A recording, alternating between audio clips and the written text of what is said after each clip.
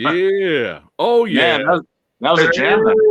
You feeling that, Aaron? You feeling that shit? I like it. Who is it? It was me. I made it. No, I'm kidding. Oh.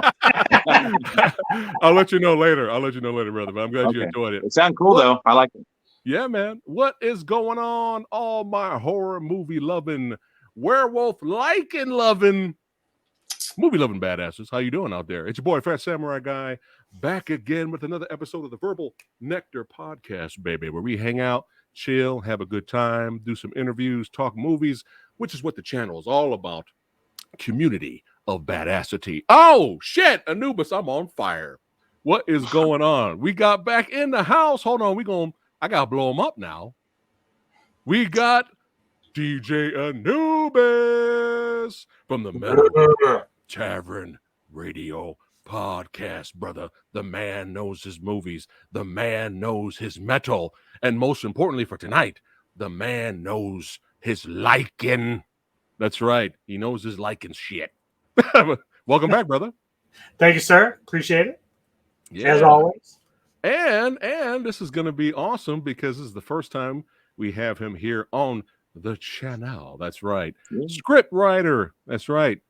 Producer, filmmaker, director. That's right. He created the action horror thriller anthology. That's right. An Hour to Kill with our boy Frankie Puzos in the back there. You see him in the poster there. Shout out to Frankie. That's right. We have in the house Aaron F. Carter. What's going on, brother? Pretty good. Thank you for having me. Yeah, man. First time here on the channel. It's an honor to have you here. And this man knows his movies. He knows his films. And if you're curious, you got really quick, man. You got to show us the collection really quick. Okay. Look at this shit, guys. This is insane. Look at that. It's he needs like one of those ladders to get up on there, you know? Insane. And people think I have a big collection, but that is. And these are all the Nintendo games right here. There's a whole. Yeah, you made it even cooler because you got that retro shit up in there. That's right. Love it, man. I'm a collector of physical media, so that's my thing. That's right. We love that. We support. That's right, man. It's awesome having you here. That's right. Oh, we have Dingo here in the house. He says best horror subgenre there representing. All right. Who else we got in the house? Roll call. We got Eric in the house. Todd Johnson. What is going on? Brian Sanchez, Jake Hall, Lady Danish. That's right. The Asian movie enthusiast. That's right. Oh yeah. But we have a limited time with our man Aaron and with our man Corey tonight. Whenever he pops in and E-Rock. That's right. Our metal brother he may or may not pop in a little bit later because he's busy as well. But we gonna let it flow. We're gonna let it flow. Why? Why, baby? Because that's right. Earlier this week, hold on. Let me get it up in here. Earlier this week, we kicked it off with our review of Werewolf by Night. That's right, which is the best Disney Plus Marvel exclusive. That's right, in my opinion. A lot of fun, way more fun than it had. That I was not expecting it had being. Kicked it off this week with our review of Werewolf by Night. But we're going to continue the badassity. Why? Because this is, baby, Werewolf Week.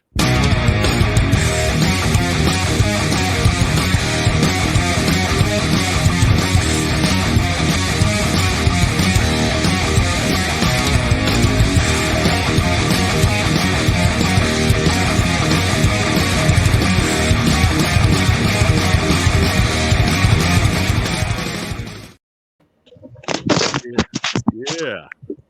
Uh-oh. I'm here. Did you get enough Sybil Danning in there? that music is just so kick ass. It you know. That's what happened, man. I thought a werewolf got you there for a second. Yeah. But yeah, it's Werewolf Week. That's right. You know why I did that, right, Nubis? I kept showing. Yeah, that. oh yeah. not just because of the obvious, because that's what Howling 2 in the credits kept doing. In the end credits. Oh my goodness. Dingo just hit puberty again. That's right. Kaiju Ninja says the Howling 2 wins in the end of stream. Elder Sex Sumo is here. All right, so we're just here. It's just a laid back stream chat talking about some of our favorite werewolf films.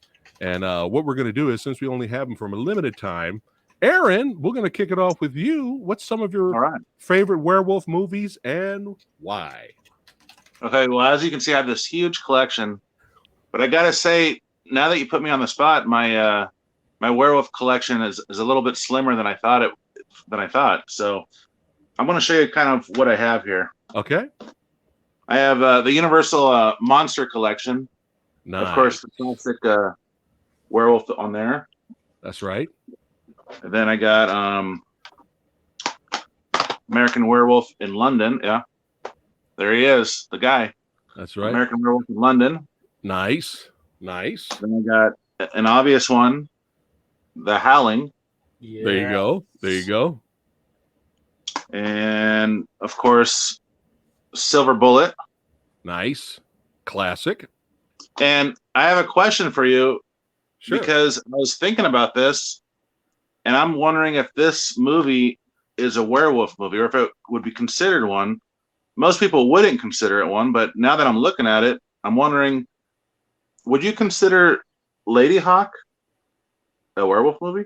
Interesting. Nubis, thoughts? Never seen it. Never mind. You never seen Lady Hawk? You gotta watch it. We within the horror genre, we have the subgenres, right? One of them being werewolf films, which is what we're talking about tonight. But even the werewolf movies have their own little subgenre as well. Some have the fantasy element, some have the comedy element. So, I mean, you want to throw in the romantic element that's not cringeworthy, like some other movies. That me and Anubis are like, die. I would say, yeah, why not? Why not? Well, for those who don't know, Lady Hawk is like a mid '80s fantasy film. I believe Richard Donner directed it. Yes. And Rutger Hauer is at nighttime he's a wolf, and his girlfriend is human, but then during the day he's human and she's a hawk.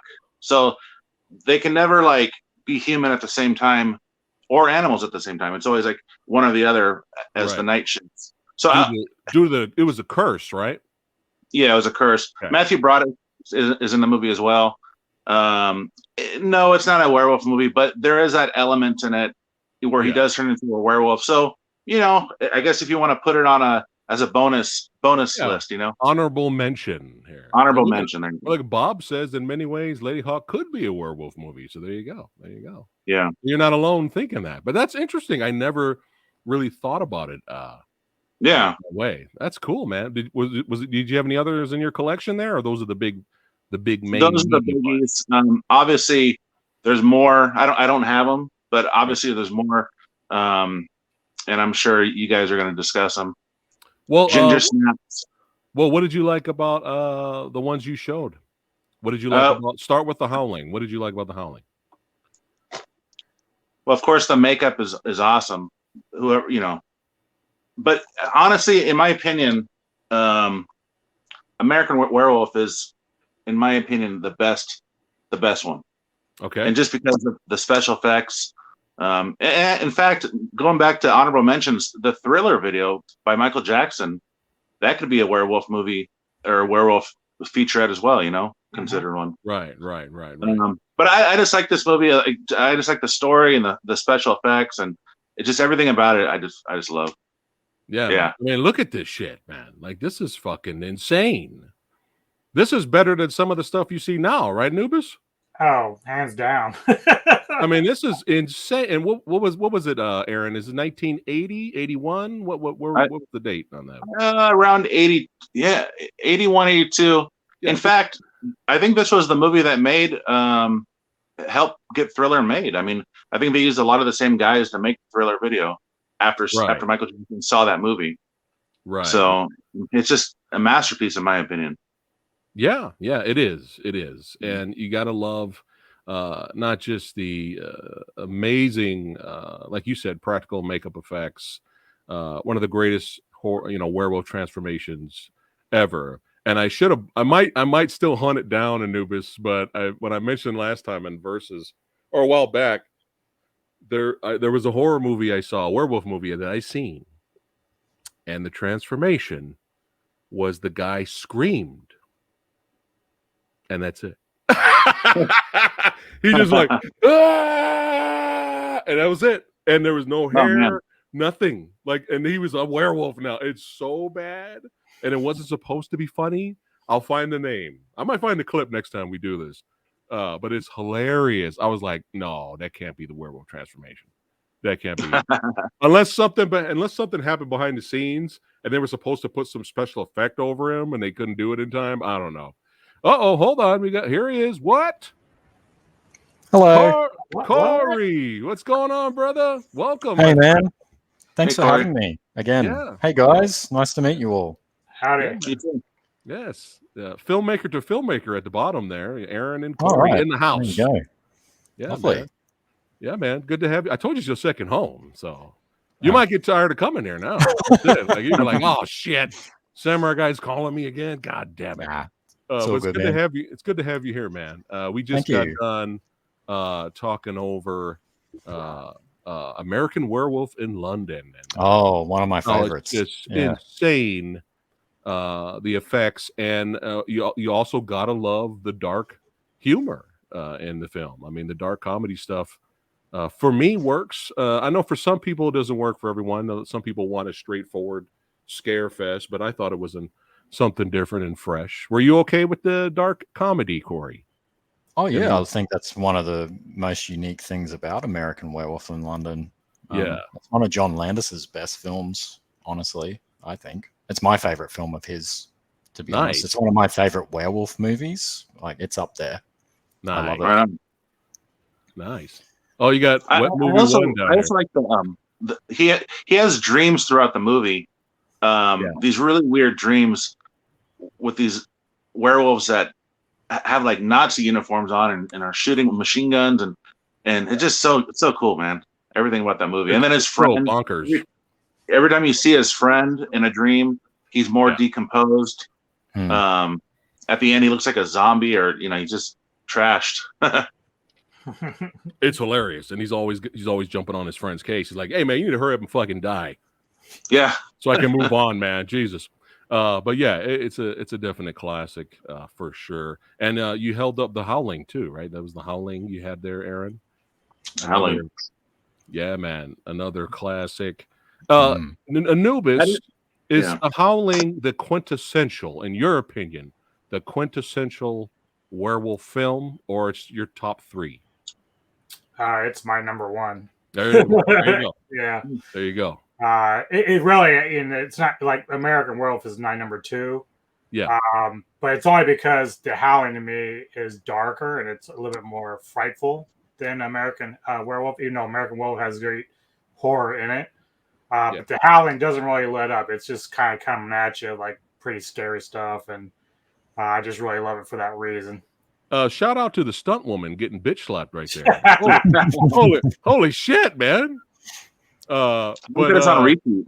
I always found that scene interesting too, because in American Werewolf, once he transforms, he is really kind of a wild animal. He can't really control everything. But these guys, when they transform, they're like smart. Like he's like grabbing the file from her, he's like, "Yo, that's mine," and he bitch slaps her, out of there.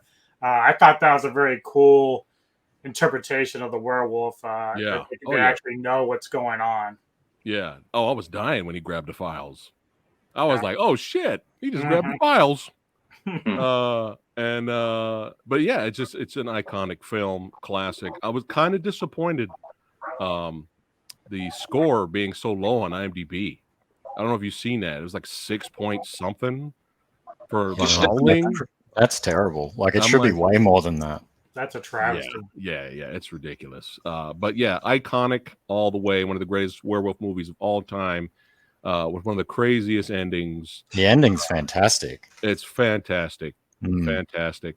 What made you, since you just popped in here, Corey, what made you a fan of the werewolf genre? I don't know. I think I saw like American Werewolf and The Howling when I was younger and going through like a phase, I guess. We all go through phases. I don't know. I go through like a phase where I'm watching nothing but like zombie movies or movies based around like the Frankenstein monster or, you know, just weird creature films. So I've just always been a big fan of werewolf stuff. I just go through stages of liking all different types of different things. But yeah, I think going back to The Howling, when you look at Joe Dante's filmography, for me, it's the one that stands out because it is dark. Like obviously he has, most of his films have that kind of like horror comedy element, like Gremlins, even like Piranha, things like that. Like but with The Howling, it's like his darkest film. And shout out to the special effects work by Rob Bottin, who did obviously The Thing and Paul Verhoeven's films and David Fincher films. And he's one of those guys that just disappeared and nobody knows what he's up to these days, which is a shame. Yeah, that's sad. But yeah, his work, you know, fantastic work. Like really, look at that. That's Robert Picardo right there. Yeah, that's right. But yeah, just fantastic stuff. Howling is a classic. It's up there for sure. But you know, it's funny because people ask me what really scares me. I think what really scares each individual is different. Movie scares. You're having fun with it. Okay, you're having fun with it. You don't think it's real, but you're just having fun with it. I always was scared of, in movie terms, stuff you can't see. Right? That's the stuff that bothers me. Right? Like, what the fuck was that? What was that? Right? I remember hearing a buddy of mine spent the night. This was like when we were teenagers, and all of a sudden there was like it felt like someone landed on the roof. And somebody ran across the roof and there was some kind of fight. It woke us both up. And we were like, dude, what the fuck was that? and then it came down to, hey, man, you going to go outside and check it out? I'm like, no, fuck you, man. You go outside, check it out. It became one of those things, right? And, of course, we went outside. There was nothing there. It's always the stuff that's not there is what gets me. Like, everyone else is different, right? But when it comes to physical manifestations of creatures and stuff, to me, if you do it right, vampires can be scary. But that's another podcast. We talk about vampires. But in comparison, if I have to choose to fight a vampire or a werewolf, I'm fighting a fucking vampire. I'm sorry. Well, the vampire might try and seduce you as well. Right. But the werewolf, there's just I'm more afraid of fighting a physical werewolf because I think you're fucked. I think you're screwed. That's it. You're done, right? But in comparison to vamps, but we got some movies here from your list, Corey. Okay, cool. Really quick, while you're here, before I forget, everybody watching, don't forget, keep your eyes out for Bliss of Evil. That's right, the indie darling. That's right, the indie slasher darling. Samurai Guy really enjoyed it. Keep an eye out for that, guys, when it starts to hit the scene. Corey was in charge of that, so got to plug it for you. I wasn't the director, but yeah, I did give the director a kick up the ass every now and again. But you did help with the script, and check out our live stream where we had the director and everybody here, the cast and stuff like that. But yeah, so a lot of these, Corey, believe it or not, I have not seen these. Oh, really? There's some from you and Nobis I haven't seen either. Oh, okay. I have never. I'm always familiar with this guy, right? I'm always familiar with this guy, the classic, right? Chiney Jr. Right, but I've never seen 1935's Werewolf of London. Wow, I'm surprised. That's the very first Hollywood werewolf film. Anubis, have you seen this? I have not. I knew about it. I I just haven't haven't seen seen it either. Oh wow. Okay, Yeah. so you guys know the Warren Zevon song "Werewolf Yep. of London"? Yeah. That's where the inspiration came from. That, Oh, that okay. movie. So that was the very Check it first out. Universal horror like werewolf film. Yeah. Like under that Universal umbrella. So it came before the Lon Chaney Jr. Wolfman. Yeah, that So- blew my mind. I'm gonna have to check this out because I love this shot right here. Yeah. That's fucking cool, man. That's awesome, man. What So, I like yeah. about this movie is the effects. Obviously, it's like what 1935, I think. Yeah. So obviously, you're watching a film made in the 30s. So, but the way that they did the effects makeup's quite good. It's not. It's quite minimalist, I think. Like that's about as much as it gets. That shot that Yeah, you just shared there. So but still if, cool. if you guys haven't seen it and people watching haven't seen it, I recommend checking it out.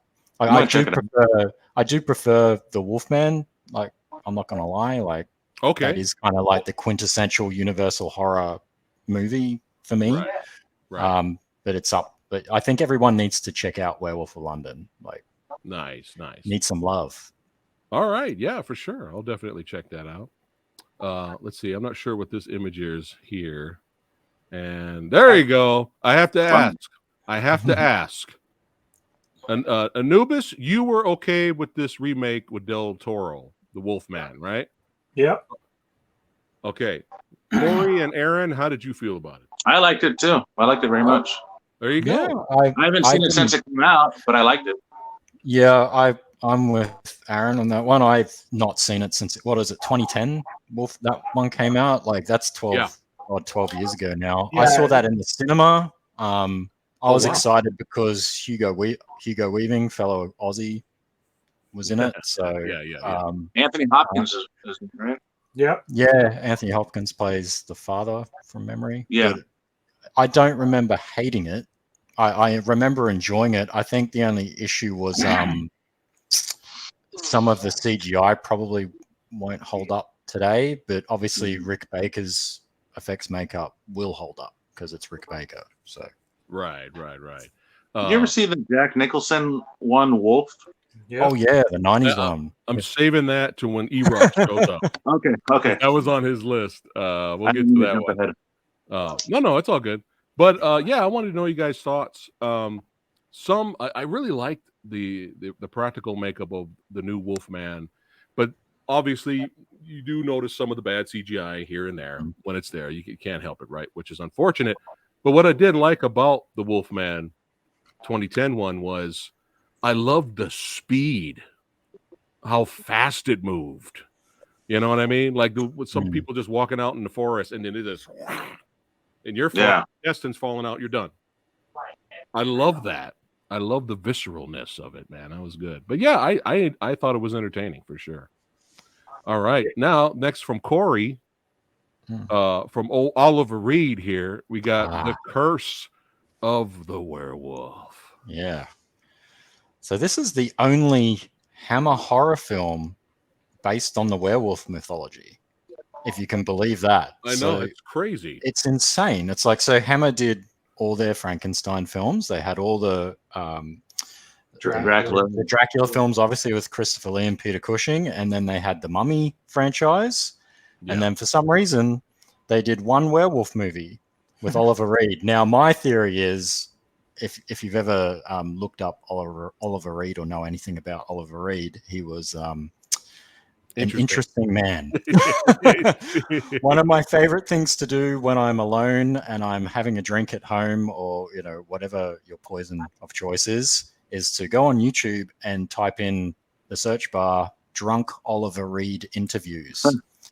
I would recommend doing that to anyone. You will have the time of your life. It's hilarious. But he was, a famous drunk. So I don't know if that was part of it. But yeah, it's for people that are fans of like the Hammer horror franchise, that very gothic British film, then I think this is kind of like a quintessential werewolf movie. I just think it's very strange that they didn't make any more. It's so weird that there's only one. Bizarre. Yeah. Definitely bizarre. But you know, I was a little disappointed the first time I watched it because my expectations Yeah. were so high because it was Oliver Reed Yeah. as the fucking werewolf, right? And the first half of the movie was weird. Like the first It's 20 very minutes, slow. I was like, what Yeah. are we doing here? Hmm. But I was, when I watched it again, I actually liked it a lot more, and I'm happy that the Blu-ray that I have has a lot of the violence and the gore put back in. Yeah. But look at that shot, dude. Look at that shot. That's fucking great, man. No makeup required. Just a bowl of scotch. That's Hey-o. But yeah, it's not like the movie's super gory, but for that time, No. they Yeah. did edit some of the blood, and I'm glad they put it back in. I have not seen this. Anubis, this was also on your list. Aaron, also let me know if you've seen this or not. The Beast Must Die, 1974. Yeah. I haven't seen that one. What do we got Yeah. going here, Corey? So this is an Amicus production. So Amicus were kind of like the competitor to Hammer back in the day, and they would cast a lot of, like, Cushing and Lee were in a lot of the Amicus films as well. So sometimes even I do it, like, as a Hammer fan, I'll be like, oh yeah, that Hammer movie, and then I'll look it up and I'm like, oh, actually that's Amicus. So The Beast Must Die, it's kind of like a whodunit movie. Okay. Like, you don't really know who the werewolf is, and it's kind of like a guessing game. Basically, a group of people go to a mansion, and things happen, and then the only issue with this film, and I don't know if you guys have the same issue with it, and I know the director does because I've listened to the commentary. At the end of the movie, when they're about to reveal who the werewolf is, they stop the film for I think it's like a minute, and it comes up with a screen that says, "Guess who the werewolf is." Oh just, no! And this is right before the climax, and it just, oh no! It's such a bad choice. I think they did it. But this is back in the mid '70s, so I think they were doing it as that kind of gimmick. Shock. I can get it, yeah, in a gimmick. Like, I can understand how that would work maybe in a theater, you're there with your friends or everybody's around, like, who do you think the werewolf is, blah blah blah. But when you watch it now, 50 years later, it just ruins takes you out of the mindset of what's going on. Yeah, exactly. Yikes. But overall, it's a good movie. Mystery movie. Yeah, Mystery I think it's decent. Nice. There's another werewolf movie on here that has a mystery whodunit element to it, and then we'll get to that when we get to that. But I was surprised this was on your list, Corey, but I was laughing hysterically because I'm one of the rare few who this movie's fucking bizarre. It's out there, but I could not help but enjoy Sonny Chiba's Wolf Guy. I could not help it, man. I bought this on Blu-ray, just blind buy. And I was just like, this is so insane. But yeah, so why do you, I'm just curious, why do you have Wolf Guy on your list? For the same reasons you like it, man. It's just Japanese movie. Japanese movies, sometimes you put them on and you watch them and they're just batshit fucking insane. And Wolf Guy is that in an 85-minute, 90-minute movie. Everything you can think of kind of happens in this. There's sexploitation stuff going on. There's werewolf exploitation stuff going on. It's obviously Sonny Chiba, so he plays like an investigative reporter, but he also beats people up, and it's just it's just crazy. It's at the end of the day, it's not a very good film. It's just it's an experience. Yeah, it's batshit insane, but fun. My favorite part, hands down, I think I posted a clip of this on Instagram way back, was when you got this whole row of dudes just unloading their machine gun fire into Sonny Chiba's all fucked up. And then Sonny Chiba turned around and was like, motherfucker, I know you didn't just shoot me. Did you just shoot me? And then jumps and rolls down the hill and just runs up to the soldier, takes his gun and just mows down the rest of the guys. I was like, Oh, man. this movie's insane. I enjoyed it. Yeah. But yeah, I was very surprised. Look, Eric in the chat's like, Wolf Guy is interesting. Yeah. But Hey, yeah. Samurai, I got a jam. Hey man, it was awesome having you here, brother. Yeah. And then Corey, I wanted to ask you. I don't know if you saw this. Would you consider this a werewolf movie, Lady Hawk, or no? I'm not sure. It's a weird question think about that one. Yeah. Gut instinct, I would say no. Yeah, I agree. Yeah, but it does have an element of it, you know. It does. Yeah, that is true. But I wouldn't hate on anyone if they say yes. No, not at all. Yeah, Lady Hawk's a great movie. Yeah. The soundtrack's a little weird, but it is a little weird, but it's entertaining for sure. Come on, Rutger Hauer, man. Yeah, exactly. But hey, Aaron, hey, I'm glad we were able to have you here. First time on the channel. Thanks for dropping in just for a little bit, man. And we'll get you awesome, dude. Future. I'd love to come on again. Yeah, man. All right, guys, have a good one. Take care, guys. Take care. And you guys can follow Aaron. I put his information in the description box below of this video. You can keep up with Aaron's shenanigans. All right, let's keep on rocking and rolling here. All right, we already did American Werewolf in London.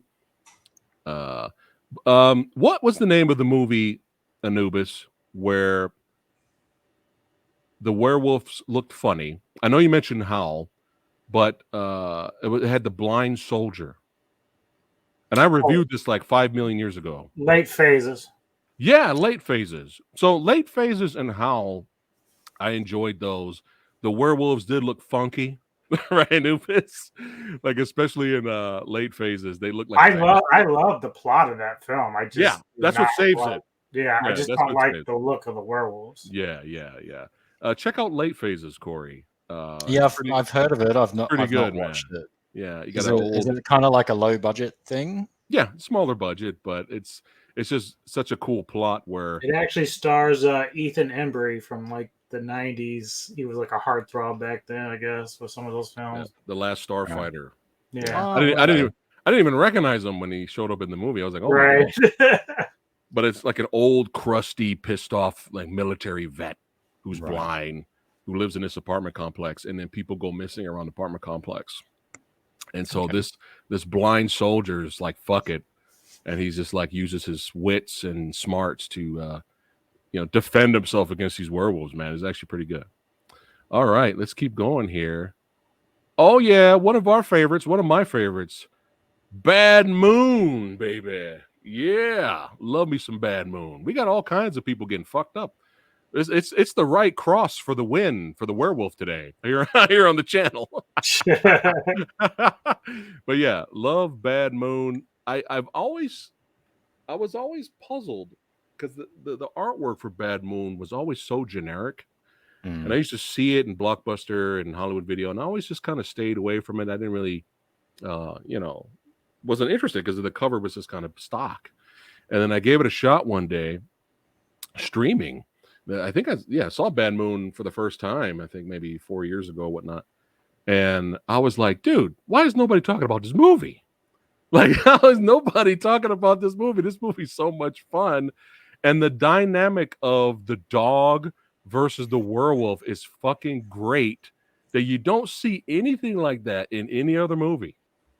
You don't see that. Have you seen Bad Moon, Corey? Oh, ages ago, man. Yeah. I honestly can't remember much about it. And I think you're right. I remember the VHS cover and stuff being very generic.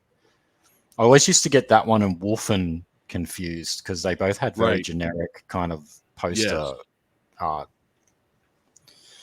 Yeah. But I've seen Wolfen. I can remember Wolfen because I remember I didn't like that movie. You didn't like Wolfen? Okay. No, not really. Wow. Okay, well, hold on. Let's zoom down to Wolfen now. Just like Bad Moon, kind of similar to what you said, Corey. I kind of just stayed away from Wolfen. I didn't really know what it was. And the Movie Dojo Army, that's right, the Badass Channel members hit me up and they were like, "Hey, review this for us." And we're like, "All right." And I checked it out, and I had really low expectations, man. But I actually kind of liked it. I enjoyed it. I enjoyed Wolfen for what it was. It was very different. It was different. Yeah.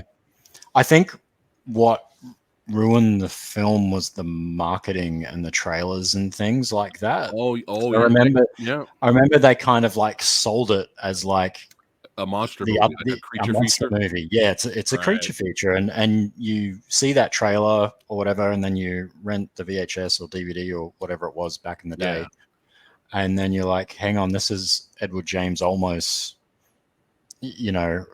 like great actor, like he's amazing. Like the cast is great, but it's like this isn't the movie that I rented. This isn't what you sold me. So I think that put a bad taste. I'd have to rewatch it again because I think because I'm going off 20-year memory here. So it's one of those things. Like if I watched it now, I probably would appreciate it more. It's possible, but I've talked about that before. How marketing can fuck up like what you think you're about to watch. Especially misleading trailers. But yeah, I didn't know what to expect. I went into this blind, and I thought it was a good flick, man. I really enjoyed it for what it was. But Bad Moon, man, just Michael Paré is getting out his trailer, walking by, and you got the dog already sitting out front waiting for him to come out, just growling at him. I'm like, dude, little stuff like that. I'm like, and he's just I love how they talk shit to each other. He pissed on the doghouse. That was the greatest thing ever. Right? Yeah. I mean, it's just so good. And then the climax, bro. I was like, dude, this is fucking crazy, man. This is fucking badass. This whole action set piece, especially knocking him through the window. And I'm like, dude, nobody is talking about this movie. And it's sad that it had such generic artwork. But I am team Bad Moon and for life. I love that movie.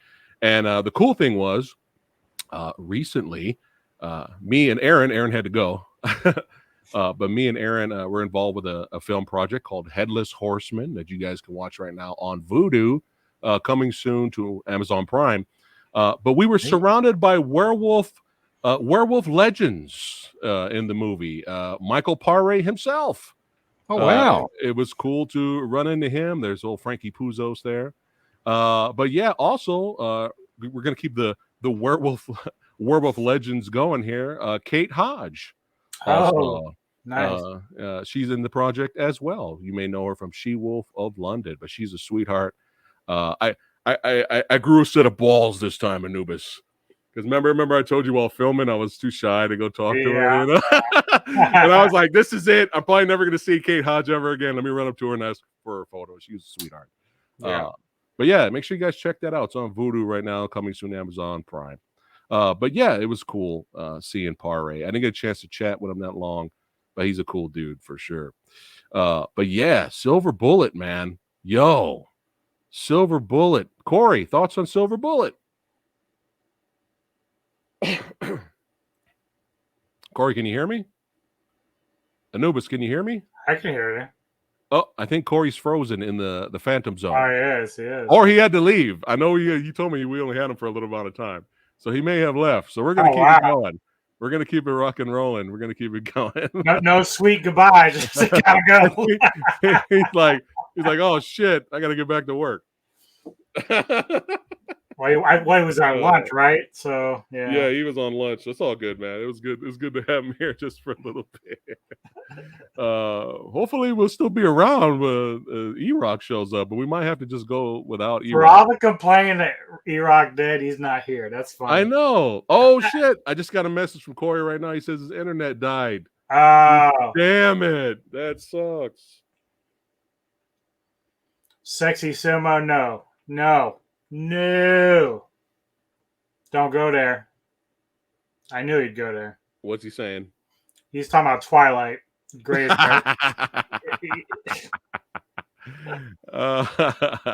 Well, let's keep. Wait a minute.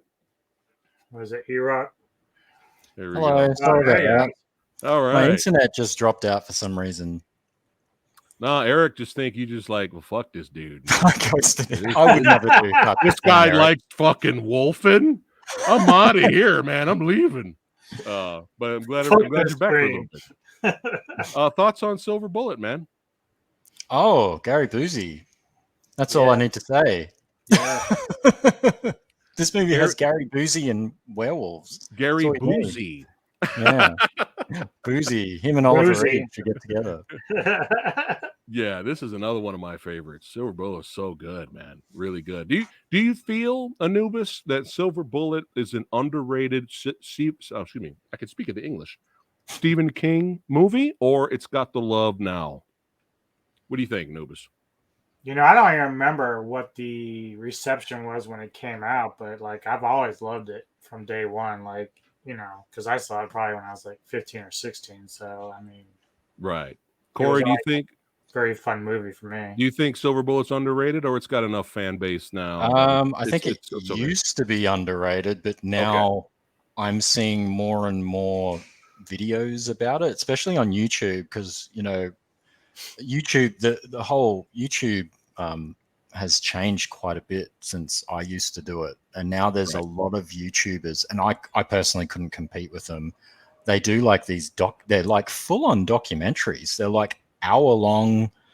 Like you could release these things on TV. Like that's how much effort goes into them. And I saw one recently. I can't remember who did it, and it was all about Silver Bullet. And I've seen a few of those pop up in my feed after watching that, where people are now like kind of, you know, going back and looking at it differently. And I mean, Stephen King has always been kind of like a big name in horror, obviously, but that he seems to come in waves. Remember back like in the 80s, there was kind of like that Stephen King thing. And then 90s, there was that big influx of Stephen King TV adaptations. And I think really since It and Doctor Sleep, that's kind of come back again. So maybe the younger generation are going back and kind of rewatching the older Stephen King adaptations. But I certainly think now it's not, definitely I wouldn't call it underrated. I think it's starting to get the praise it deserves. Good.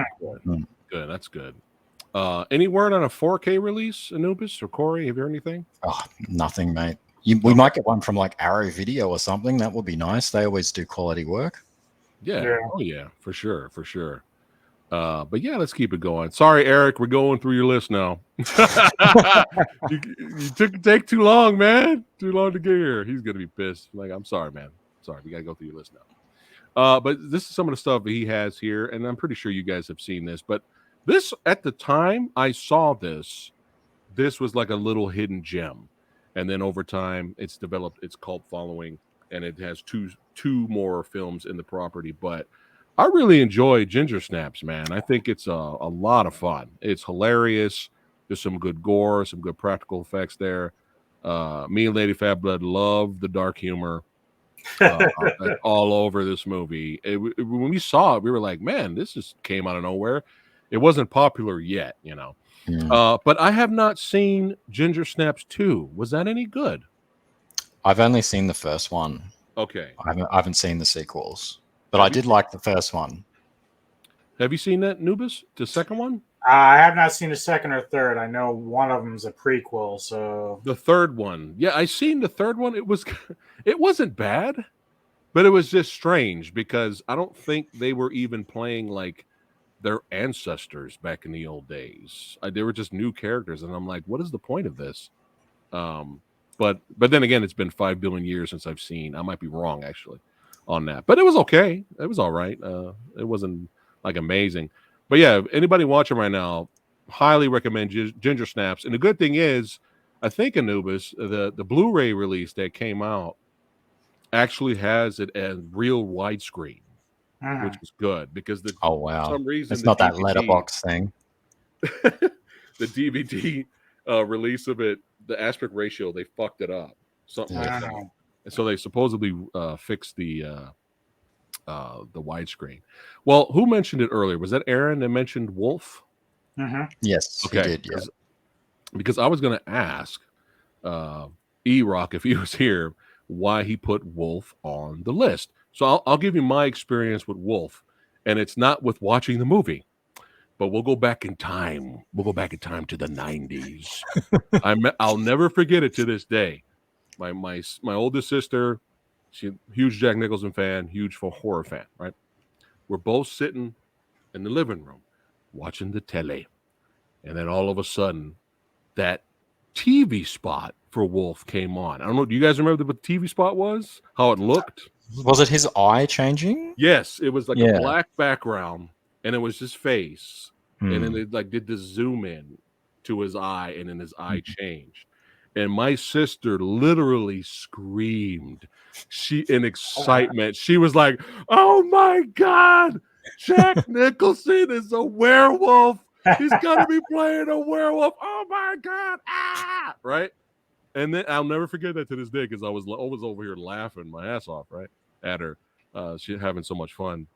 And then I remember her seeing the movie and she didn't like it. And then I heard more and more for some people that they are disappointment after disappointment after disappointment. So over the time, years went by. Me personally, I just never had the interest to watch it. But then something weird started to change the last couple of years. There's actually people coming forward saying that it's actually a good movie. It's underrated. People's expectations were so high at the time because it's Jack Nicholson as a fucking werewolf. But if you don't have high expectations, you want to watch a really good story with good acting and good creature effects and makeup effects, you will enjoy Wolf. Now, with that said, what did you two think of Wolf? I went to see it in the theaters, and I came out really happy. You have Jack Nicholson, James Spader, and Michelle Pfeiffer. I mean, that's a trifecta of great acting right there. My favorite scene from this, of course, is when Nicholson and Spader are in the bathroom and he starts pissing on Spader's shoes. He's like, "I'm just marking my territory." Wow. Yeah. Okay, you're making me want to watch the movie now. Oh, dude, you have to check it out, dude. It's not your atypical. It's not The Howling or American Werewolf, but dude, it's so good, dude, and the acting is exceptional. Oh, It's shit. really good. Yeah, it's really good. E-Rock's in the chat. What's up, brother? I know you're stuck in a meeting, man. I get it. We're going through your list now, man, because I only have a certain amount of time to stream tonight. But yeah, man, since you're here, let us know in the chat why you loved Wolf and put Wolf on the list. For all you new badasses that are watching right now, y'all know who E-Rock is. But if those of you that do not know, he is the metal god. He is the metal shredding legend. That's right. Make sure you guys follow him in the description box below. And E-Rock's a cool brother, man. He's been on the channel several times before. We'll get him back on here in the future. But yeah, man, good to see you, brother. But if you see E-Rock respond, Nubis, let me know for why he chose Wolf. But we're going through E-Rock's favorite werewolf movies right now. Corey, thoughts on Wolf? Good and bad. Yeah, I'll give you my thoughts, and then I'm going to have to head back to work myself. So I remember being super excited for Wolf back. What was that? Was it like 95? Like I was a kid, like literally a child. My father, massive Jack Nicholson fan, huge Jack Nicholson fan. I remember growing up, he'd always be watching Jack Nicholson movies. He introduced us to all the Jack Nicholson movies, and I think most people would agree, one of the greatest actors of all time, like with hands down. Yeah. But I think the problem was I saw this like literally as a child, and when you're a kid and you've watched American Werewolf in London and The Howling, and you're used to the werewolf being like the animatronic werewolf or a guy in all the stuff, and then you get to Wolf and it's played probably a little bit more realistically, and the actors are basically using their, like you saw in that clip, like Jack Nicholson doesn't really have much going on. He's got like some pork chops there, like the sideburns and some teeth and some contacts, and that's basically much Wolverine. yeah, basically he's Wolverine. So the way that they rely a lot more on the actor's ability to their facial emotions and things like that. Right. Okay. So I think I hated it as a kid, but that's because I didn't understand it because I was a child. But I watched it, oh God, probably like 5 years ago. And I remember I don't love it, but as an adult, it's one of those movies that revisiting it, you get what they were trying to do. It's a grower? Yeah. Okay. Definitely. But if you're going in and you're expecting like a werewolf movie, like you're expecting, people in like makeup and like the Rob Bottin, Rick Baker style effects, it ain't happening. So don't More like Wolfen, similar to Wolfen, I guess, where it's a bit more Right. serious. Yeah. Right. Anyway, E-Rock- James, I'm going to have to love you and leave you. All right, brother. Thank you so But- much, man. Always a See pleasure. ya, Corey. Yeah, nice to meet you guys. We'll You do take more care. of these, brother. We'll do more. We'll keep We in will. touch. Take care, man. Peace. Thank All you. right. So E-Rock says he loved Wolf because the usual transformation effects dominated the genre, and Wolf didn't go nuts with. Oh, he says right here what Corey said. So that's it. Somebody out there needs to do a fake fan trailer of Jack Nicholson as Wolverine. Someone's got to take the footage from Wolf and make the fake trailer, a Wolverine movie trailer as Jack Nicholson as Wolverine. I'm surprised no one's done that already. Right. But yeah, we'll keep going, man. I'm gonna check it out, man. I'm gonna check it out. Yeah, someone I mentioned it is. I think it's free on Tubi right now. So yes, yeah, I posted it up there. I might review it for the members, man. I'll do there that. you go. I'll review it for the. I think you'll enjoy it actually. Yeah. I mean, if I liked Wolfen, I got a lot of patience now. You know, we'll be good to go. Eric has Teen Wolf. On there.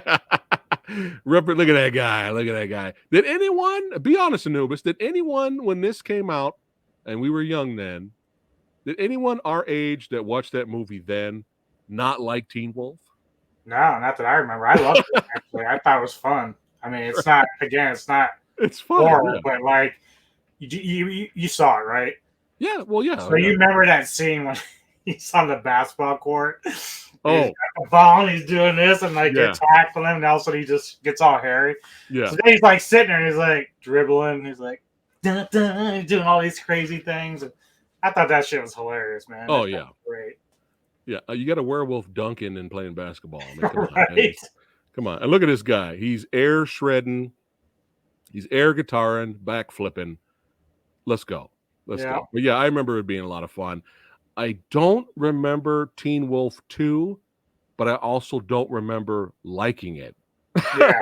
I don't think I ever saw it actually. I don't think Okay. I saw the second one. So either I never seen it or I didn't like it so much that it's completely out of my memory there. Right. But yeah, Teen Wolf's fun, man. Teen Wolf's fun. Now, speaking of Teen Wolf, I saw that they did a like kind of serious show. Yeah. Oh God, I'm assuming it sucked. I didn't see it, so I'm sure they were probably trying to get that Twilight money, pretty much. So, Sex Sumo says, have either one of you seen Wolf Like Me on Peacock? It's a great dark comedy show. Have you seen? I have not. No, I don't have Peacock, so yeah, I don't have Peacock either. So, but yeah, let's keep rocking and rolling here. But yeah, like I was saying earlier, even werewolf movies, there's so many different versions and types of them that you could enjoy. You have the fantasy, the straight up horror thriller, the mystery, and the comedy, like here with Teen Wolf. And to keep it comedy, man, nobody talks about this movie, bro. Dude, nobody talks about Werewolves Within. I feel like this movie didn't even come out. Like we blind watched this. We saw the trailer, and we were like, well, this might be fun. So we rented it, and me and Lady Fabula were laughing hysterically. You know, that's when we became fans of the lead actor, who was unfortunately wasted in Hocus Pocus 2. But if you want to hear our thoughts about that, you have to watch our review on that one. But the AT&T girl in there. Yeah, I see why. I see what all the hubbub is about now. I didn't get it at first. Right. Why everybody was going crazy over AT&T girl, but when I saw her in this, I was like, oh, there they are. Okay, and I now know why. I'm not hating. But yeah, if you guys have not seen Werewolves Within, this is a fun murder whodunit kind of mystery with a werewolf involved, of course, but it's hilarious, it's over the top, and it's a lot of fun, and nobody's fucking talking about it. And here's another fun fact: this is a fucking video game movie that doesn't suck. This is actually based off of. But you know what's funny, Samurai, is that, and this is, you never saw The Beast Must Die, right? From 74. No. Werewolves Within is similar in plot to that one. Really? Yeah. Okay. Yeah. Okay. Nice. But yeah, it's a fun flick, man. It's a fun flick. If you go in knowing it's a whodunit and you know the world, you're probably most likely not going to see the world to the end of the movie. You'll be fine. Yeah. But yeah, it's a fun horror comedy that no one's talking about, and it's a good video game movie that no one's talking about. All these horrible bad video game movies that we usually get, we always get more bad than good with video game films. But yeah, that's a good one, but no one's talking about it. All right, so now we can jump right into no, I know that would disappoint a lot of people, but there's enough there. There's enough there. But yeah, let's jump into. I want your honest thoughts, Anubis. What is your honest thoughts about the Underworld franchise? I say I love the first 3 films. Okay, I think we're on the same page. Yeah, I think we're on the same page. I checked out Awakening and Blood Moon after that, or whatever it was, and Blood Wars. Yeah, Blood Wars. Blood Wars is a little better than Awakening, but I didn't really Okay. one. But the first 3 are great. They're great action. You know, it's got a little bit of horror, but not a lot. But it's really good. Yeah. I really like it. Yeah, it was like that first film. I remember everybody going crazy for the trailers, and it was like perfect timing, that first movie, and it was entertaining. But whatever complaints I had with the first one, the second Underworld made up for it, because the second Underworld we had more creature feature type fights and battles, one-on-one stuff that we wanted from the first movie, which was mostly just gunplay, really, between the two. So we got a little bit more of that, and then the third one, I'm in the minority, but the third one is my favorite. What? That's right. Rise of the Lycans, baby. The Lycans. That's why great minds think alike, my friend. Yes. Now, do you want to hear the story that I will always regret? Okay. I was talking to Big Bad Wolf about this, because we'll probably talk about it next week as well. But all right, when I was about 20, so we're thinking around 1990, I was with a friend of mine, just chilling, listening to music, whatever. And we got this idea to start writing a script for a movie called The Other Side. Okay. And he was going to take his portion of it and come from a vampire angle, and I was going to take my portion from a werewolf angle. Okay. And it was all about the war between the werewolves and the vampires. But the script got lost. I moved away from Colorado at the time, and it never came to fruition. And then, sure enough, 10 years later, someone created Underworld, which is exactly the theme that I had in mind. Wow. Yeah. I'm like, I could have been a millionaire. You know? Did you tell anyone else about this script? No. Are you sure? Either that guy took everything and did it, and I just don't know it, or he's, whatever, sold it or whatever. But chances are somebody else probably thought about it too. E-Rock, it's all right, brother. We know you're always busy. We'll get you back on here in another one, man. Yeah, man. If you can't make this week, you got to get in there. Yeah, if you can't make this week's verses, I'll let you know what we're doing next Thursday. All right, man. Don't worry about it, man. It's awesome. It's awesome seeing you here, even in the chat. I'm fishing, Anubis. I'm like, do you tell anyone else? Right. Okay. Well, that's something. But back to the movies here. I agree with you. The first 3 were good, especially. I wanted, the less gunplay, the better. So by the third movie, man, I was like, dude, this is all melee, son. Oh yeah. It's like, the werewolves storming the castle. That was so awesome. Yeah. But yeah, I've seen the fourth one, but I don't remember anything. And I've actually owned Blood Wars on Blu-ray since it came out. I never watched it. It's a tad better than. Okay. Well, so now I gotta watch it in that respect. Okay. All right, because I was like, God damn it, man, this is so bad. That's Samurai Guy though, so. All right, now I'm surprised you had this one on your list, Anubis, because This movie, it's Samurai Guy and Lady Fat Blood. We really enjoyed it. We watched it for Halloween weekend when this film came out, and as soon as it was over, it was the last film Robert Forster was in. As soon as it was over, we still really liked the movie, but I was like, damn, there's going to be a lot of people pissed off.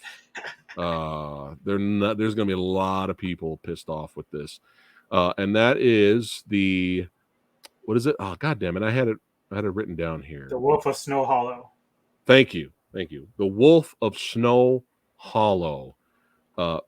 Very well directed, very well acted, has some damn funny comedy in there, hilarious moments, and it's great to see Robert Forster in there for a little bit.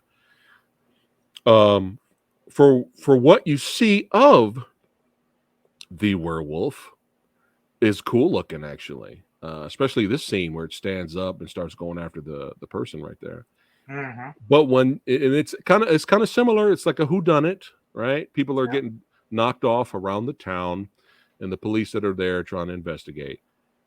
However, when the big we won't ruin it for you here. We could, but we won't. It's been out a while. You think so? You want to ruin it? Fuck it. It's been a couple of years. All right, we're gonna spoil it.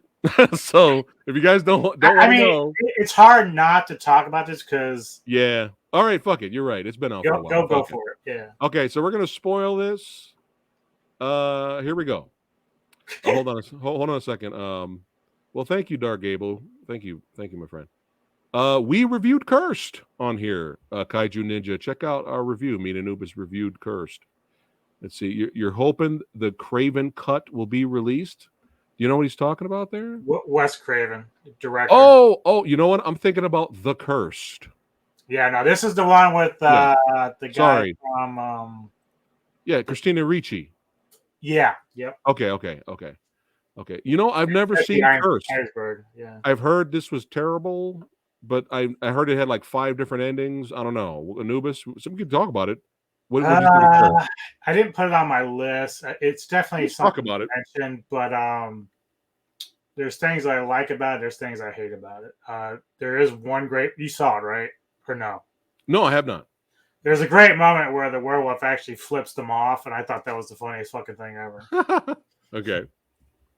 You should check it out just to say you did. Like, I'd be curious your thoughts on it. Okay. There's 2 different versions though, right? There's like a theatrical, and then there's or does it not matter with this movie? I honestly don't know. The one I saw had a lot of good gore in it and stuff, so I don't know exactly what version I was watching. Well, shit, maybe I'll do that for the members too. I'll do Wolf and Cursed if I can find it on TV. There you go. Sorry about that, Kaiju. We were thinking about The Cursed. It was The Cursed we reviewed, watched right? that one not too long. But yeah, we're going to talk about the spoiler here with the snow of, what was it again? The Wolf of Snow Hollow. The Snow of Hollow Wolf. We're going to talk about that. So here you go, guys. The whole entire movie, people are getting picked off. It's gory. You have really cool costume effects with the werewolf, practical effects. But when you get to the big reveal at the end, it's a costume. Literally. There is no werewolf. It's a guy in a suit. But it's cool because that guy was using freaking stilts. Like, that's how he got the size. Yeah. But see, that's kind of the beauty of this film is that during the kill scenes, dude, the way the wolf moved, you really thought it was a fucking werewolf. I mean, they didn't hold back from showing it at all. And it was great. I really enjoyed the hell out of that. Right. And it wasn't like it was some jobber dude. Like, this guy had it planned out. Yep. To scare the town with the werewolf myth. Everyone was scared shitless because they're thinking it's a real werewolf. And he was fucking people up. He wasn't just some dude that went to Party City and got some werewolf outfit and was going around going ooga booga ooga booga. No. This was like brutal murder. Yeah, he was a taxidermist, I think. So. Yeah, and that whole finale, dude, it took him a while to get him down. Yeah. Like, this dude, he was fighting back. Like, this guy was no joke. Yeah. But for a lot of people, they were like, "Oh, so you made me watch a werewolf movie the whole time, and there's no werewolf in it. Fuck this movie." So there is that.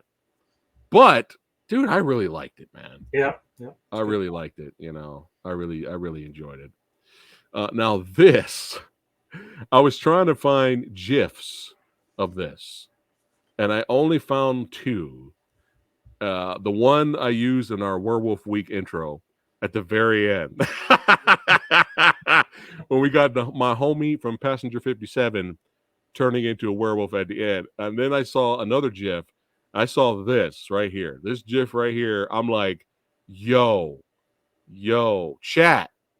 Have you seen Full Eclipse? I haven't even heard of this movie, but this GIF right here, it looks carnage. It looks chaos. You got the villain from Passenger 57. Am I the one that told you about that film? I can't remember. I thought you had it on your list. And I went hunting. I did, and I actually reviewed it on our podcast. I showed Neko a while back. She really liked it too. It was really unique with Mario Van Peebles and. Okay, is this the one you were trying to get me to watch? Yeah, yeah. Oh, you showed like the DVD cover or something like that, right? Yeah, yeah. Okay, because this is the first time I've seen footage, and I'm like, dude, I have to watch this, bro. Oh, it's great, dude. It's great. Oh, yeah. So, all you Mario Van Peebles fans out there. Plus, it's got Paula Marshall. Yum yum. Yeah, yeah. Werewolf Mario Van Peebles movie. Yo, what else do you want? And look at this. This looks like fucking great. Like, yeah. There's no Blu-ray though, right? Not yet. They need to do. Okay. Because this is looking like Blind Buy, and I trust you, Anubis. So this looks like this is right up my alley here. Dude, I will literally pay for it for you. Is this Tubi? Is this on Tubi? Do you know? I don't think so. Ah, god damn it. I'll have to search. I can see if I can find it though. And it's what the DVD's widescreen and all that? I can't remember. I got like I had the base generic DVD that I bought, so I don't know. Yeah. Exactly. It's not fancy. It's the movie's like early to mid 90s, I think. Okay. Well, as long as the picture's better than that GIF footage, then. Oh yeah. It's much better than that. Okay. Happy Halloween to you too, Brandon. But look at it. Dark Gable says Full Eclipse was a blast. He loved the storyline, and Troy's all down. He's all like, he's got to see that. Yeah, I am all down. If worst comes to worst, Nubis, I'll hit you up, man. If I can't find it, you can help me out. Yeah. All right. So this is another. Oh, someone uploaded it to YouTube. Oh shit. Okay. All right. I might have to do that. Maybe I'll watch it there. This is another just like Bad Moon. I remembered the VHS cover for bad reasons because it was kind of generic, even though the movie's amazing. This I remember just like, whoa. It was such a striking image. I never forgot it for years, ever since I seen it when I was young on the video store shelves up to me as an adult. But it's just one of those movies I never got around to checking out. And then I had, makeup and creature effects maestro Joe Castro here on the channel. It was great having him here on the podcast, and we had a good show. And I asked him, was there any movies out there you think's underrated? And he said his favorite is The Company of Wolves. And I was like, holy shit, that's the image I can never forget about. Like, I remembered this image. I was like, dude, what was that movie, Yeah. And he's like, you got to watch it. So, I mean, look at that shit. Where's the posters like this now, guys? Where is the awesome artwork? I'm telling you, 80s, man. 80s, early 90s had like the best artwork for posters. I swear to God. Definitely. But yeah. Luckily for Samurai Guy, it was on Amazon Prime, I think. And after Joe Castro recommended it to me, I checked it out. And that was an experience, man. Like, this is like classic 80s dark fantasy. I will be stunned, Anubis, if Lady Fat Blood does not like this movie. Because this is her realm. 80s dark fantasy. 80s dark fairy tale, because this is literally a dark, nothing more for that scene, because Crazy. This happens in the movie, guys. This is not this. We're trying to make cool artwork. Like this happens in the movie. Yeah. But yeah, I highly recommend in the Company of Wolves, and I think this actually did get a 4K release. I believe it did come out in 4K. So this is a beautiful looking movie. Even watching it on crappy Amazon Prime, the cinematography and the sets. This is a beautiful looking movie and a very unexpected. It's very odd. It's very weird, but in a good way. But a very unexpected ending. Like I was like, oh shit, you're gonna end the movie like that? All right, that's different, but I ain't hating it. I'm not hating it. But yeah, recommend The Company of Wolves. Check it out, guys, if you can. And it is on 4K. It's just remember, dark fairy tale. All right, think of evil Disney.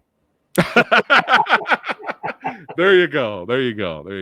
But hey, Disney in the 80s during the dark days, they probably would have taken a risk on something like that. Probably would have been too much, but Disney I always wanted to do, maybe in the future, Anubis, if I had the time, but I always wanted to do, ever since the Black Hole, which I think was late 70s, all the way through the 80s, Disney they took a lot of risks, and they had some dark movies, bro. I kind of miss Disney taking risks. But yeah, check it out, guys. Good stuff. Did you remember the risk they took in the late 90s musically? Which one was that? When they actually signed Insane Clown Posse without even checking out what their lyrics were like. Oh. Yeah, I remember the MTV was like going nuts. Like Disney had to like back out because they just realized what Insane Clown Posse's lyrics were about. Oh. Like, oh my god! Wow! They saw clowns that thought they could sell that to kids. I was like, wow! Somebody's an idiot. Yeah, someone's an idiot. Oh shit! Derek is in the house. What's going on? Derek and Knickknacks, brother. What's going on? Hey man, we just now recently brought back Versus. We get just like Blues Brothers, baby. We getting the band back together. We're on a mission from God. Okay. So we're slowly building momentum again, man. So we got to get you back on for sure, man. But yeah, good to see you, brother. Hope you're doing well. There you go. That transformation scene with the wolf snout is crazy. Oh, there you go. Fantastic fairy tale film that only the 80s could bring. Yeah, you're not going to see nothing like that right now. But yeah, shout out to Joe Castro, man. I never probably would have given it a shot, it's one of those maybe one day. I have a lot of those. I'll get to it one day. 10 years go by, but speaking of fantasy, let's keep it fantasy. And speaking of dark fantasy, it doesn't get any more dark fantasy than Brotherhood of the Wolf. Yeah. This movie, dude, is so fucking good. And you know what's crazy, bro? It's like, yeah, we have a wolf-like creature. It's a mysterious mystery. People are getting picked off at the town, so they bring in Mark Dacascos and a badass French-looking Triple H guy. They come in and they gotta do their thing, and it's just martial arts, blades, guns. Really good practical effects. I mean, some of the CG is dated now, but it's still watchable. It's still fine. Cinematography is beautiful. You got fucking Monica Bellucci in here when she was a 10. I mean, she's still pretty now, but Mark Dacascos in his prime. But he still kicks ass now. This movie, bro, I have seen nothing like it since this came out. Yeah, I noticed Kaiju Ninja was like his Brotherhood of the Wolf, a werewolf movie. The answer is no.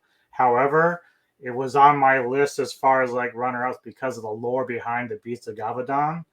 And that is the lore of the werewolf. That when you watch that movie, you have no freaking clue what the actual creature is. Like you believe it's some sort of like werewolf. That's the whole point. Right. That they were trying to use in that film, right. The mythology behind it. So that is why that pops up on there. I know it's not a werewolf film per se. We're cheating. We're cheating because we cheating. love the movie and want to talk about it. It's one of my favorite movies ever. So it has that little piece of mythology in it that I really like. So yeah. Well, the mythology is there, so that's legit. Yeah, that's legit. But I have seen nothing like this since, and this was early 2000s, mid 2000s, 2001, I think. 2001. Oh my god. I saw this in the theater and it was still in French. So that's when I seen it. Yeah.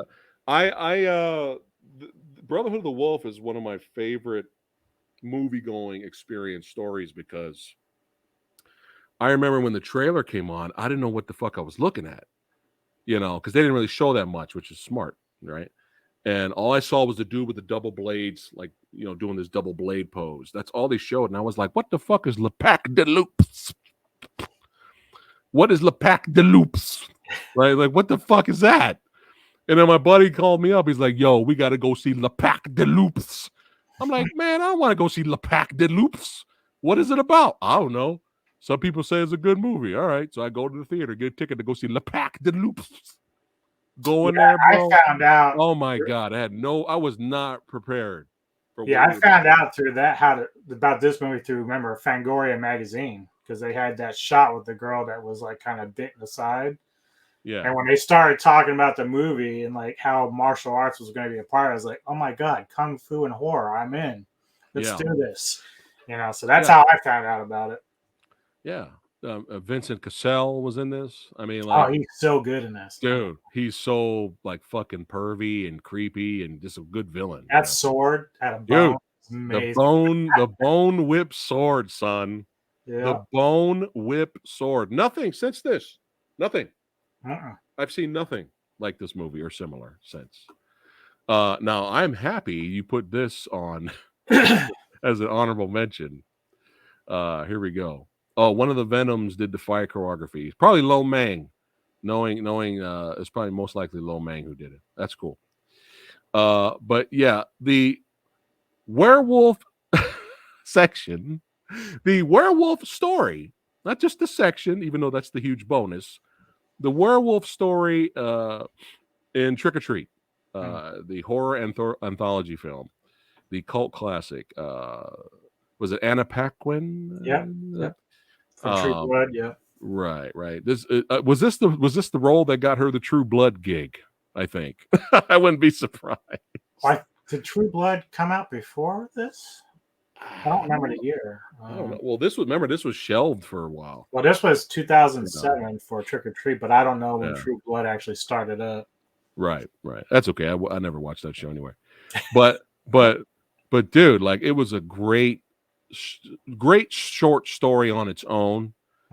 But leading up to, look, dude, I had no idea. Did you know it was werewolves were coming? I had no idea it was werewolves. No, but that twist on Little Red Riding Hood was amazing. Yes. That blew my mind. Yes. Oh, that's so good. Yes. And then that moment, like, I think it's close to right on there, where she's trying to come out of her skin, and it's almost like Company of Wolves. The girl behind her takes her nail and cuts the back skin off, so she can free herself. I thought that was amazing. It's so good. I was like, oh, Philip Kwok did it. Okay. All right. Yeah, I could see Philip Kwok doing that too. That guy's beast. Dude. Fucking, True Blood was 2008. Okay. Okay, so it was before True Blood then. Okay. Okay. Yo, that werewolf reveal is one of the greatest werewolf transformation reveal scenes in the history of cinema. And not just because I know what you're thinking. Not just because of eye candy, but because I was not expecting what was happening. I was like, okay, a whole bunch of beautiful women. I thought maybe they were like witches, right? Yeah. Like a whole bunch of beautiful women just dancing around the fire, having a good time. And then all of a sudden they started ripping their skin off, dude. I was like, holy shit. That's one of the rare times that I'm like both like scared and like horny at the same time. Yeah, turn on. Just looking at that, I'm like, okay, go ahead, kill me. I'm really enjoying this. Yeah, it's like me when I watch what's her name? Angela Glasgow or whatever. Yeah, yeah. From what's her name? Angela? Gas out. You come from Arch Enemy. Yeah, yeah. Yeah. That's me when I watch her. I'm scared and I feel funny at the same time. But dude, this was just like even the practical effects of it, Oh yeah. it's like so good, dude. Mhm. I was like, I was sitting there and Lady Fat Blood was laughing her ass off because she was enjoying what she was watching. Yeah. And then she was laughing her ass off at me because I was just like, and then when it was over, I was like, this is the greatest thing I've ever seen in my life. And she was laughing her ass off. He's like, can I watch this scene over again? for reviewing purposes, for filmmaking, Right. learning Just how want to to make sure I filmmaking. got it down. You know what I'm saying? Yeah, filmmaking process when I learn it. I think I might have missed some stuff. Yeah, it's kind of like I kind of got that same vibe at the end of the movie Bliss. Did you see Bliss? Not yet. It's on Okay. my list to watch. Okay. If you see Bliss and you get to the finale, that was me. That was me. I was like, this is the greatest thing I've ever seen. Yeah, there you go, Bob. That cinematography was very well done. But yeah, just a kick-ass short story though, with the twist. It was really good, and everything else was just a bonus. Yep. All right, last on our list here, and then we'll wrap it up for the night. I had to leave it for last. I know. I had to leave it for last. All right, baby, here we go. Twilight. Let's go ahead and get into it, baby. Woo! New Moon, baby. Team Jacob all the way. Team Jacob. Oh man, Dog Soldiers, son. It's fucking Dog Soldiers, and I know it's out in 4K. I know I'm suffering. I'll get to it at some point in the future. I'll get around to buying it next year. But Dog Soldiers, I've talked about that multiple times, 1,000 times here on the channel because it's my favorite werewolf movie. Nubis represents Howling.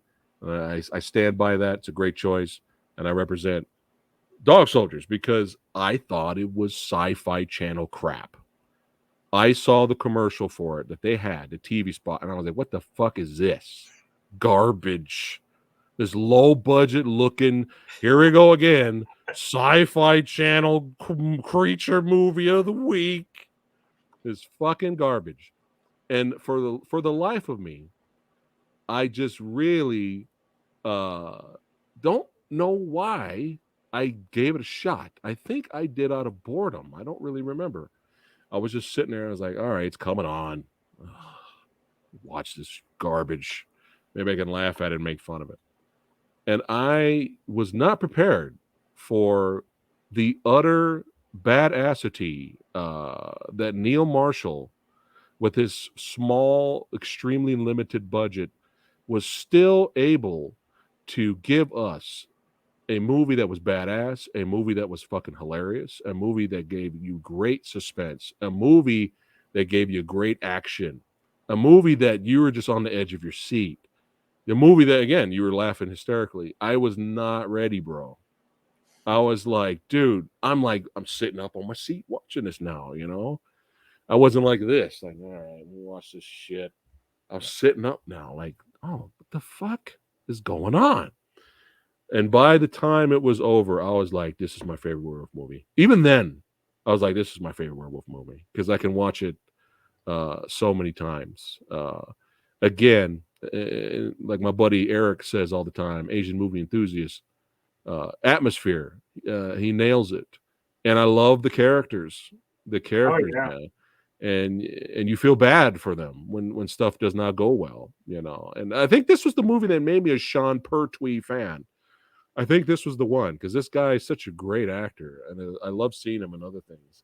I never finished Gotham, but from what I watched of Gotham so far, he was a great Alfred. He's like one of the most underrated Alfreds because he's like Alfred, but he's badass too because he used to be a soldier. Yeah. So he's great. But yeah, you were gonna say? Oh, I was gonna say the captain, the lead guy there. He was in Equilibrium with Christian Bale too. I really like him as an actor as well. Yes. He shows up a lot that I see in films. Despite all the duds that Sci-Fi Channel ever had, like movie wise, there was two they got credit for introduced me to. and this was at the time that they were released. So Dog Soldiers was one of them. We're going back 20 years or whatever, and then Ginger Snaps is the other one. Oh shit! You watched Yeah. that? So they were credited for introducing me to both those werewolf films, and I was like, it was like you know, I was probably like a Saturday afternoon, and I was like just drawing something on, but then like it starts happening. I'm like, okay, I gotta sit down and watch this. This is really good. Yeah. Yeah. Nice. Hey, Bob agrees with me. He's one of the best Alfred Pennyworth. He was. But yeah, dude, and even the werewolf design, and I'm fired too, because I remember, was it like 5 years ago? I don't remember how long ago it was, but there was an action figure line that released a Dog Soldier wolf figure. I don't know why I never bought it. I'm fired because those are like discontinued now. You can't find it. I think I wanted it, but I just never pulled the trigger. But we're used to our werewolf dudes being, big and meaty. You know what I'm saying? Like Brock Lesnar size, Yeah. like you're fucked, right? I don't know why, but the tall, long, and lanky look was kind of freaky looking. Oh yeah. And the way they moved around the house and they would run after our guys, the design of going against the grain and being these huge, gigantic, 12-foot tall, big, tall, long, and lanky dudes was kind of weird looking in a creepy way. And it just worked, man. It just worked. It just, the action, suspense. Did you have an inkling that the girl was the werewolf, or was that a surprise? No clue. Yeah. It was all new to me, and I thought, like, I love the great thing about Marshall with this is, like, you showed that still with the light behind the werewolf. He was really had a good eye for how he was going to shoot everything. So, like, when she's at the top of the staircase going to the basement, you can see the wolf starting to come up behind her. Yeah, that's great. Like, dude, that is a great shot. Yeah. And it's just like our guys are, there's no way they can win this situation, but you root for them because you're just like, when you get to that point, you're just like, all right, fuck it. Anubis, we got werewolves around the house. Fuck it, man. We're gonna die anyway. Fuck it. Let's fuck some shit up, right? So you're like just rooting for these dudes to just look at this shit. Yeah. Fuck this. No, fuck you, werewolves. No, man. No, we gonna fight back. We don't care if we're gonna die too. Fuck you guys. And it just made you root for them even more, man. Yeah, I can't remember the one character, but he was the one that had me laughing the most, and he's the speedy one that was drawing them into the house or around the house. He's like, come on. Yeah. Great. I don't know who that actor is, but man, he's very good in this. He sells that movie. I think one of my favorite moments was when gets split open temporarily and his intestines are there. And he's so out of it. He's just looking down. He's like, oh, sausages. He's like, just leave me. I'm doomed. And he's like duct taping his innard back up. I'm like, holy shit. So great. It's so good, man. But yeah, I fear for a remake. But I don't think they have the balls. For a long time, they were talking about doing a sequel, but they just and it really doesn't need it. But man, they've been trying to like beat that door down. No, I think no, it's a one and done, and that's what makes it special. But yeah, and you know how it is. You know how Hollywood is now. We do get a remake. Oh, you're not going to see any of this shit, right? You're gonna get some off-screen deaths that everybody raves about. It's the most violent thing they've ever seen. So, but yeah, man, had to end it with Dog Soldier, son. This was a blast. It's always awesome talking with Anubis in the house, especially when it's werewolf films, baby. That's right. And it was cool having two little special guests today. Don't forget, you can follow these guys in the description box below. Check out An Hour to Kill. I think this might be free on YouTube. This is the film Aaron has directed and written, and keep an eye out for Bliss of Evil from Corey. And y'all, I'm pretty sure everyone here is already subscribed to E-Rock, the Shred God, because he's awesome, and he'll be back here on the channel in the future, man. We get it. He's busy, but Werewolf Week, baby. That's right. We're keeping it going. So tomorrow, join me and Anubis again. That's right, for 3 werewolf movies. And so far, I feel like we're just going to go fuck it and talk spoilers. So join us tomorrow at 7 o'clock live, baby. We're talking Dire Wolf, which for some reason is called Dino Wolf. I don't know why there's posters of it called Dino Wolf. And then you have Howlers, a.k.a. High Moon. And then we have Werewolf Castle. Yes, we're going to talk about all 3 of these movies. Keeping it werewolfy for better or for worse. So join us tomorrow at 7 o'clock. And then don't forget Versus is Thursday. But yeah, Anubis, anything you wanted to plug? Or we're good right now? I got a couple things. Obviously, Wednesdays, we released a new audio podcast with metal music, and I do reviews and talk about entertainment throughout that as well. Neko's usually with me, but she's out of town right now. Thursday, I have a new segment on YouTube, our YouTube channel called Lone Wolf with Dub. I'm getting together with Lone Wolf Ronan to talk martial arts movies. The movie I picked this week is 7 Grandmasters that we're going to discuss and review.